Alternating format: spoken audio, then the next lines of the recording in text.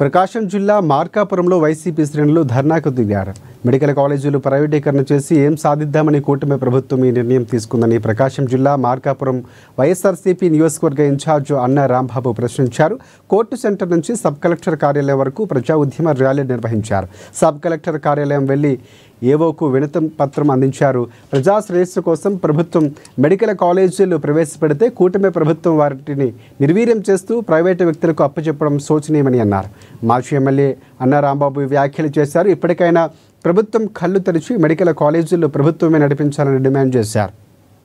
ఆంధ్రప్రదేశ్ రాష్ట్రంలో ఉన్నటువంటి 175 నియోజకవర్గాల్లో ఈ కూటమి ప్రభుత్వం ప్రజా వ్యతిరేకంగా తీసుకున్నటువంటి దుర్మార్గమైనటువంటి నిర్ణయాన్ని వ్యతిరేకిస్తూ ఏదైతే జగన్మోహన్ రెడ్డి గారి సారథ్యంలో ప్రభుత్వ మెడికల్ కాలేజీల్ని ఏర్పాటు చేసినారో వాటిని అలాగే కొనసాగించాలని, ప్రైవేట్ వారికి అప్పజెప్పొద్దని చెప్పేసి 175 నియోజకవర్గాల్లో కూడా వైఎస్ఆర్ కాంగ్రెస్ పార్టీ పెద్ద ఉద్యమం చేపట్టడం జరిగింది. అందులో భాగంగా మార్కాపూర్ నియోజకవర్గంలో కూడా ఈరోజు మార్కాపూర్ గౌరవ సబ్ కలెక్టర్ గారి ఆఫీస్ లో రిప్రజెంటేషన్ చేయడం జరిగింది.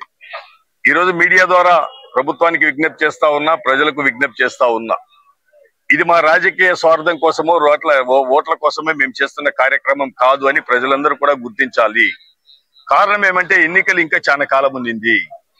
కానీ ఈ రోజు మేము చేస్తున్నది మమ్మల్ని మీరు తిరస్కరించి పక్కన పెట్టినప్పటికీ కూడా ఈ సమాజానికి, ప్రజలకు, చదువుకునేటువంటి విద్యార్థుల యొక్క భవిష్యత్తు మీద, డబ్బు లేనటువంటి వారి, మధ్యతరగతి కుటుంబాల వారి యొక్క ఆరోగ్యానికి సంబంధించినటువంటి నష్టం జరిగేటువంటి చర్య ఈ కూటమి ప్రభుత్వం తీసుకునింది. కాబట్టి దాన్ని వ్యతిరేకిస్తూ ఈ ఉద్యమం చేపట్టడం జరిగింది.